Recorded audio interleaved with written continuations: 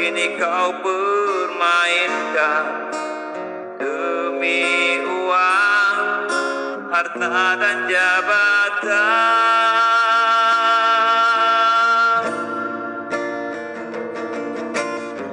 Sampai jumpa di pengadilan akhirat, kebohonganmu sudah tercatat. Sampai jumpa di pengadilan akhirat, tak ada lagi yang bisa kau buat. Sampai jumpa di pengadilan akhirat.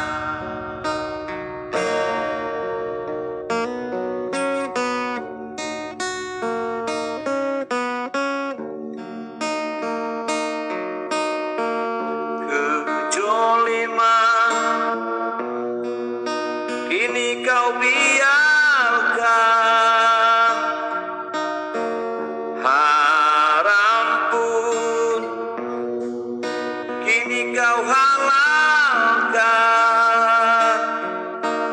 Hukum Tuhan kini kau permainkan demi uang, harta dan jabatan. Sampai jumpa di pengadilan akhirat, kebohonganmu sudah tercatat. Sampai jumpa di pengadilan akhirat, tak ada lagi yang bisa kau buat.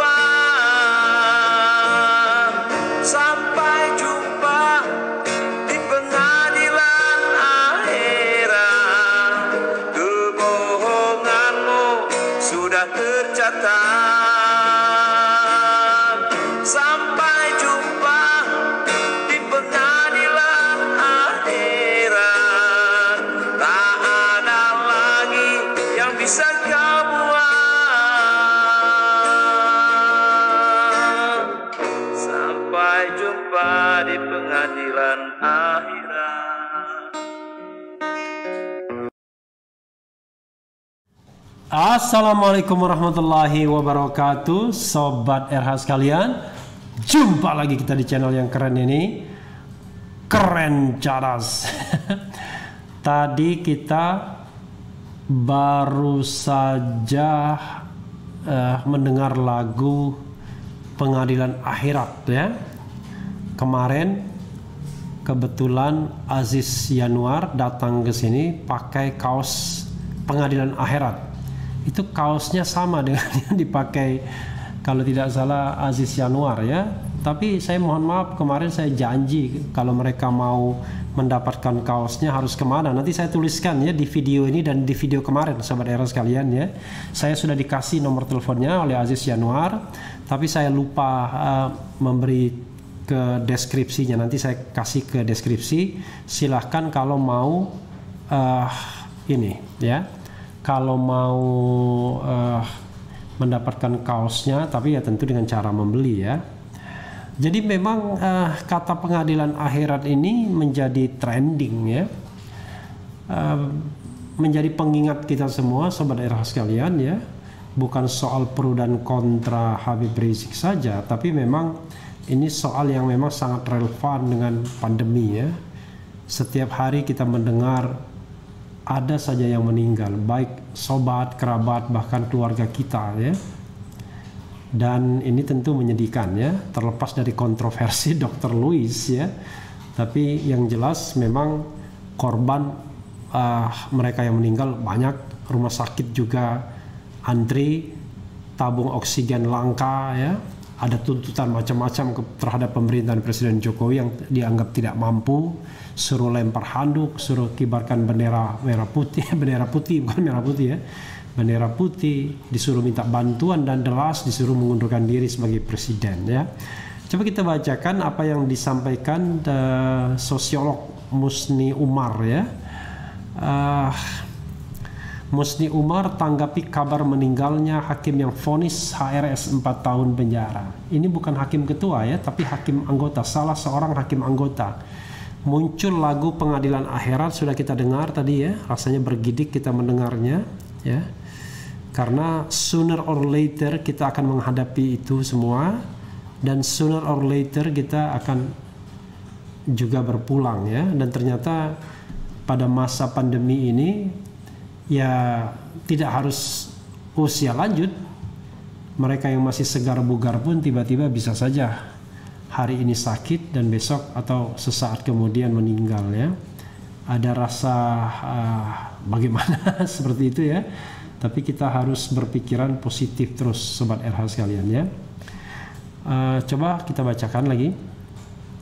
Dikabarkan salah seorang hakim yang turut memberikan vonis kepada Habib Rizik Syihab telah meninggal dunia ya, beritanya kemarin. Kabar ini pun ditanggapi oleh Rektor Universitas Ibnu Khaldun Musni Umar yang menyebut bahwa media ramai menyampaikan kabar duka terkait hakim pada vonis ya sidang Habib Rizik. Selain itu Musni Umar juga mengunggah video yang tiba-tiba muncul terkait dengan kabar meninggalnya hakim yang memberikan vonis Habib Rizik untuk dipenjara selama 4 tahun. Media ramai beritakan hakim anggota yang vonis 4 tahun penjara HRS wafat katanya. Muncul lagu Pengadilan Akhirat menanti sang hakim, sambungnya sebagaimana dikutip Pikiran Rakyat Bekasi.com dari akun Twitter Musni Umar pada Minggu 11 Juli 2021. Musni Umar pun mengajak untuk mengklik lagu tersebut yang juga diunggahnya di laman YouTube-nya. Kita sudah re-upload ya, mudah-mudahan tidak ada copyright-nya. Kalau ada yang klaim copyright ya udah terpaksa kita delete, tapi mudah-mudahan tidak ada karena ini video yang tersebar begitu saja dan sudah diunggah juga oleh Musni Umar ya. Klik YouTube Sila dengar lagunya merdu, mengunggah, subscribe tuturnya. Kabar meninggalnya salah satu anggota majelis hakim pada sidang kasus tes usap Habib Rizik diumumkan oleh laman Pengadilan Negeri Jakarta Timur. Ya kita tahunya dari sana ya.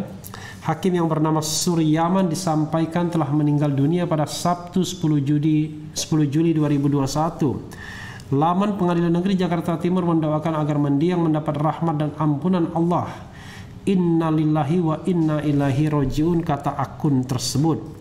Telah berpulang ke rahmatullah Hakim Pengadilan Negeri Jakarta Timur Bapak Suryaman SH almarhum pada hari Sabtu 10 Juli 2021. Lebih lanjut Suryaman juga telah dimakamkan di kediamannya di Cirebon, Jawa Barat. Akan tetapi masih belum dijelaskan lebih lanjut perihal penyebab Suryaman meninggal dunia ya, sampai sekarang masih misteri apakah yang bersangkutan kena COVID atau kena penyakit yang lainnya. Yang jelas usianya pun rasanya tidak terlalu tua ya.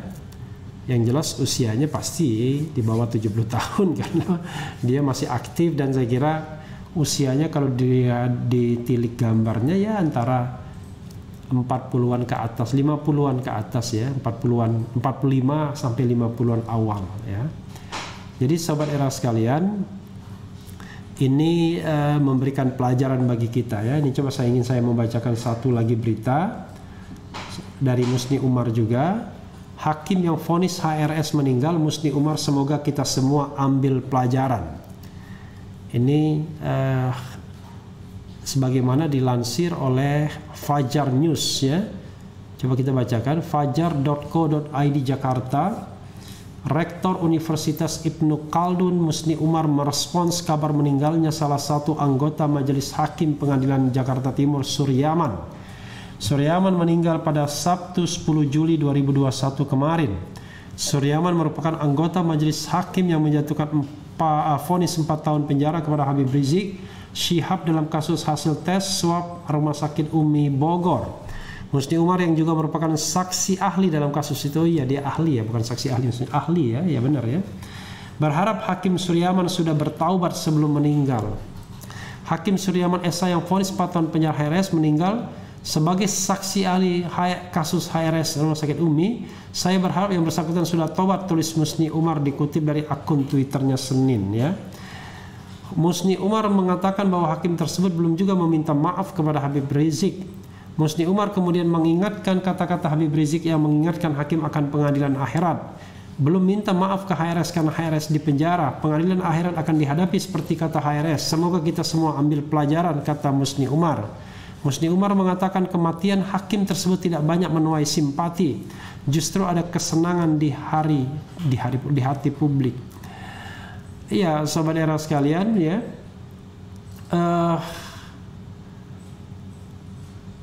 Bukan itu sebenarnya yang ingin saya underlining, tapi bagaimana kita berbuat adil, ya, di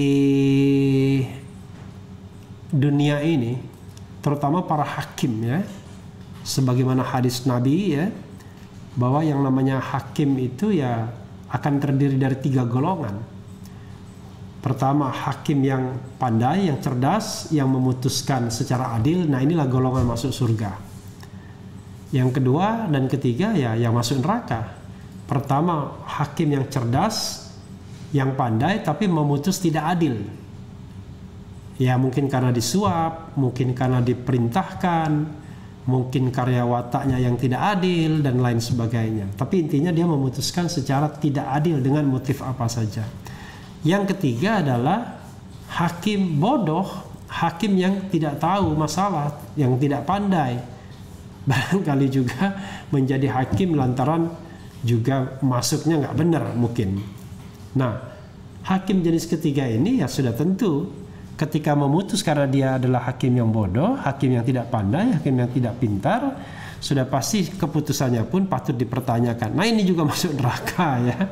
Jadi intinya pesan moralnya adalah kalau mau jadi hakim, Anda harus pandai, harus pintar, tidak boleh bodoh. Itu satu, one thing for sure.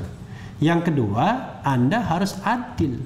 Nah, tapi ukuran adil itu apa? Mudah. Ukuran adil itu adalah memutus sesuai dengan hukum dan keadilan. Hukum itu pengetahuan, makanya penting menjadi hakim yang pandai, yang pintar, yang tahu hukumnya. Adil itu menimbang, pakai logika, pakai hati, ya. Sama seperti ketika kita mau menjatuhkan hukuman kepada anak kita, ya.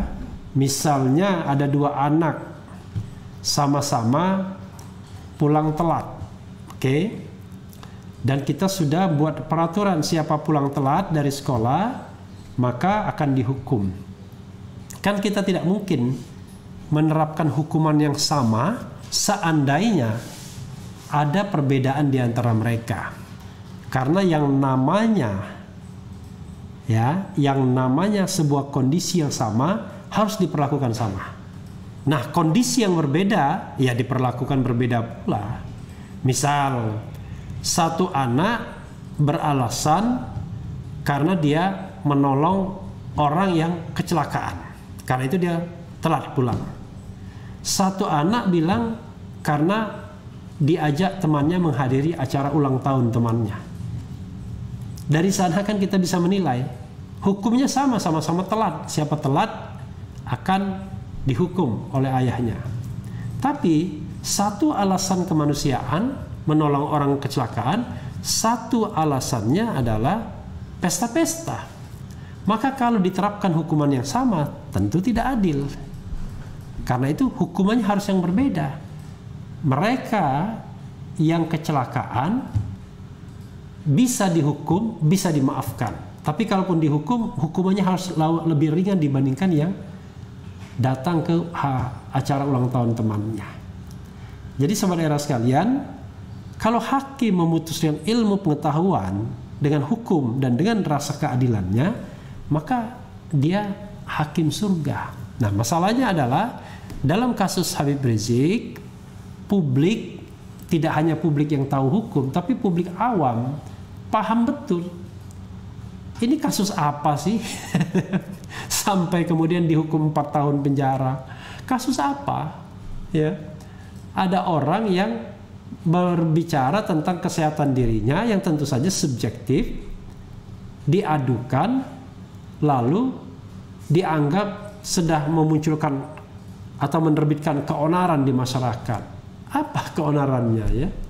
Jadi kalau kita menerapkan hukum juga harus logis, masuk akal. Makanya waktu jadi ahli saya mengatakan harus harus proporsional, ya kan? Harus rasional dan harus kontekstual. Jadi sebenarnya kalau melihat aturan itu, ya hukum itu ada teks, ya teks. Jadi tekstual. Tapi teks itu tidak bisa dibaca berdiri sendiri. Kita juga harus tahu konteksnya, baik konteks kekiniannya maupun konteks sejarahnya, karena itu kontekstual. Jadi ada teks, ada konteks. Nah, ketika kita melihat teks dan konteks itu, ya kita lihat nalar kita, logika kita, rasionalitas kita. Jadi rasional. Nah, begitu kita mau menerapkan harus proporsional. Sebagai contoh misalnya, dalam kasus Habib Rizik itu masuk akal nggak menerapkan hukum dengan ancaman 10 tahun penjara dan akhirnya setelah persidangan selama berbulan-bulan ancaman hukumannya 6 tahun dan akhirnya dihukum 4 tahun. Sama dengan ancaman hukuman Edi Prabowo. Edi Prabowo 4 tahun atau 6 tahun ya. Padahal dia korupsi di masa pandemi dan orang bilang ini harusnya hukuman mati. Walaupun dalam konteks ini saya bukan orang yang menganjur hukuman mati. Tapi berikutnya malah Edi Prabowo minta dibebaskan karena dia punya anak dan istri yang soleh. Luar biasa ya. Sama seperti Jaksa Pinangki juga. Dihukum 10 tahun, dianggap adil di pengadilan negeri karena terbukti 3 kejahatan sekaligus, pencucian uang, permufakatan jahat dan menerima suap. Dan itu harusnya ada pemberatan karena dia adalah penegak hukum, karena dia adalah seorang jaksa. Tapi ternyata didiskon jadi 4 tahun, sama dengan hukumannya Habib Rizik. Nah, disinilah Sobat Era sekalian kita mendapatkan pembelajaran bahwa Anda bisa dengan kekuasaan berlaku tidak adil kepada orang lain. Tapi kita pasti tidak mungkin bisa lepas dari pengadilan akhirat kelak. Karena kita pasti akan ditanya. Ngeri sekali, kita akan ditanya apa yang kita putuskan. Kalau kita seorang hakim, kita akan ditanya keputusan atau putusan-putusan yang kita ambil. Kalau putusan itu katakanlah sudah disertai dengan suap, ya sudah pasti dosa besar, ya kan? Luar biasa. Karena dia adalah seorang hakim, wakil Tuhan di dunia. Makanya di dalam memutuskan sesuatu kan tidak tanggung-tanggung. Demi keadilan berdasarkan ketuhanan yang Maha Esa. Itu menggunakan langsung paling tidak 2 sila dari Pancasila, 3 sila bahkan, karena kata adil dan keadilan itu ada di 2 sila, sementara ketuhanan yang Maha Esa itu sila pertama, sila kedua kemanusiaan yang adil dan beradab, sila kelima keadilan sosial bagi seluruh rakyat Indonesia. Jadi ada kata yang adil. Jadi Sobat Era sekalian, sama seperti kita mengatakan ya, nanti di akhirat. Ini saya dengar saja dari kiai kampung ketika saya masih kecil, karena rumah saya dekat musola ya. Nanti pada hari akhir di padang mahsyar, ketika tidak ada lagi sebuah perlindungan ya, maka ada 7 kalau tidak salah kategori orang yang akan mendapatkan perlindungan. Salah satunya adalah imam yang adil, pemimpin yang adil, salah satunya. Jadi Sobat Era sekalian, kadang-kadang kita berpikir ya apalah artinya dunia ini ya dibandingkan nanti kehidupan di kampung akhirat. Nah, kembali kepada hakim tadi, ya siapapun suddenly bisa saja dipanggil oleh Yang Maha Kuasa. Jadi tidak penting apakah dia pro Habib Rizik atau kontra Habib Rizik, ya semuanya bisa dipanggil Yang Maha Kuasa ya.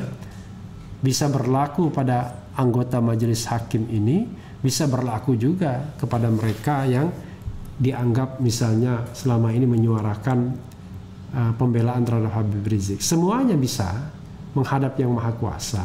Hanya masalahnya adalah ketika hari itu tiba, pertanyaan paling mendasarnya adalah apakah salah satu episode hidup kita yang akan ditanyakan, kita berlaku dan bersikap adil atau tidak dalam hal pengambilan keputusan. Apalagi kalau judulnya adalah seorang hakim. Jadi saudara sekalian, ini bukan hal yang sederhana ya. Karena ketika saya belajar hukum, yang paling di underlining, yang paling dinantikan, yang paling dicekoki, yang paling ditanamkan itu adalah rasa adil, berbuat adil. Jadi kalau seorang hakim tanpa keadilan, maka dia sudah kehilangan hakikatnya, ya kan? Jadi seorang hakim tanpa keadilan, rasa adil, sudah kehilangan hakikat sebagai seorang hakim, ya.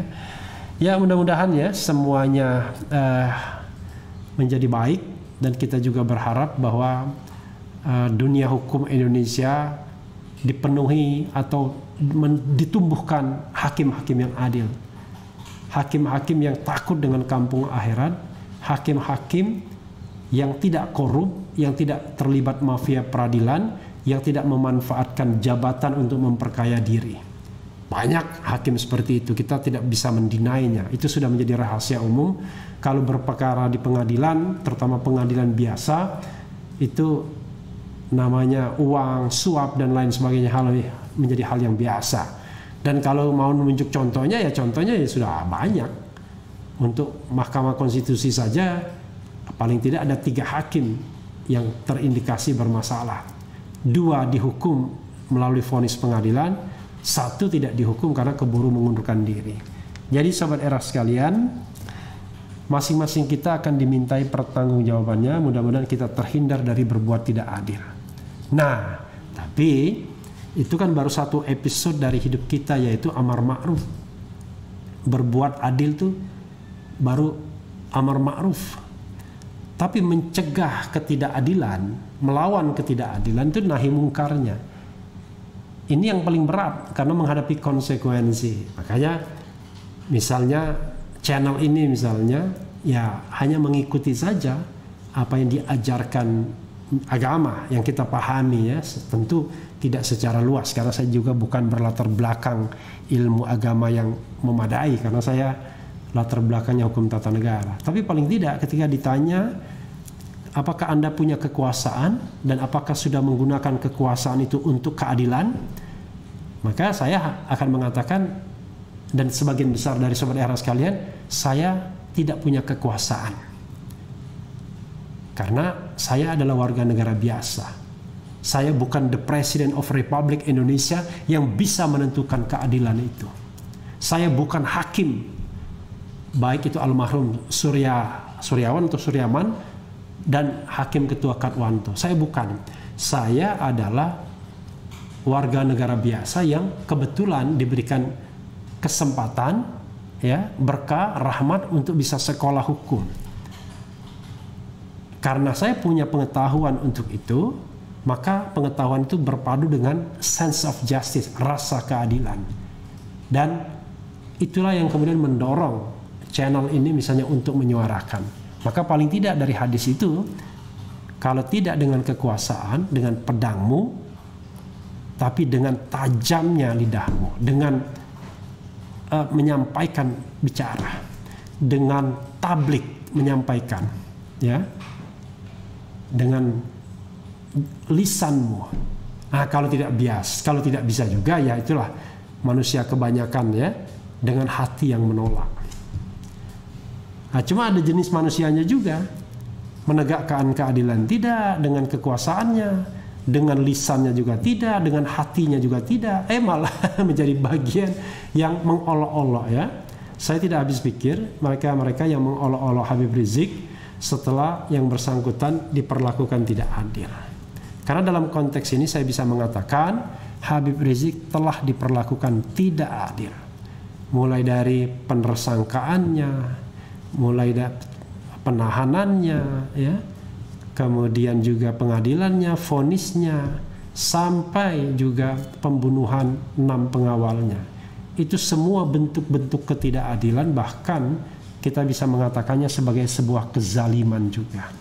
Ya, saudara sekalian, coba kita sedikit bacakan ya mengenai hal ini. Mudah-mudahan menjadi peringatan bagi kita semua.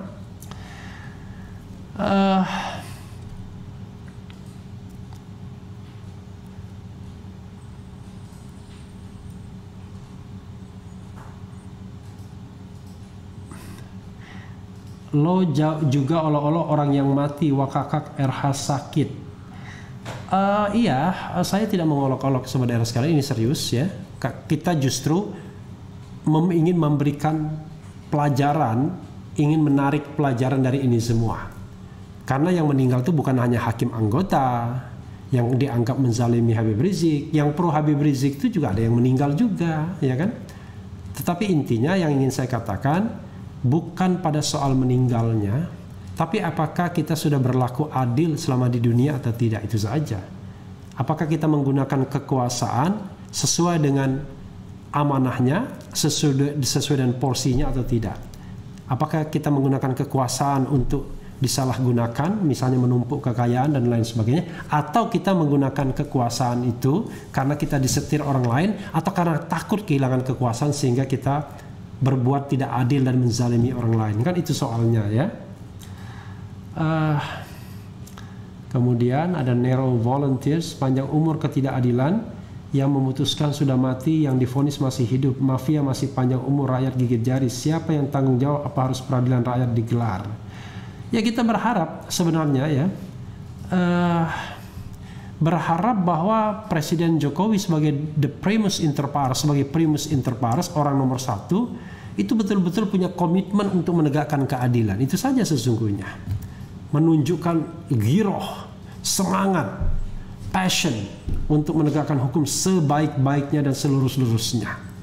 Nah, ini yang menurut saya alpa tidak terlihat ya, cenderung lip service, the king of lip service, sebagaimana misalnya soal pemberantasan korupsi, akan saya gigit kalau mereka korup dan lain sebagainya. Faktanya tidak begitu. Faktanya kita masih dengan mudah menemukan, dan faktual, ada 4 menteri di era pemerintahan Jokowi yang terlibat kasus korupsi. Bayangkan, 4 menteri, 2 di periode pertama dan 2 di periode sekarang ini. Dan agar kemudian barangkali tidak banyak lagi pejabat-pejabat yang dicokok, terutama yang pro pemerintahan Presiden Jokowi barangkali, maka dilemahkanlah KPK, menjadikan KPK sebagai part of the government, bukan lagi the independent body ya.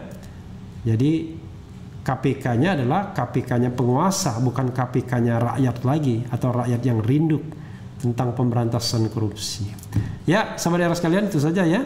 Yang penting tetap di channel ini, karena di channel ini Anda akan dirayu, direpotin, ditipu, dicecar, diuber pula di jalur khusus. Karena channel ini adalah channel yang mengancam, memeras, dan membenci. Jangan lupa subscribe, like, comment, and share. Yeah.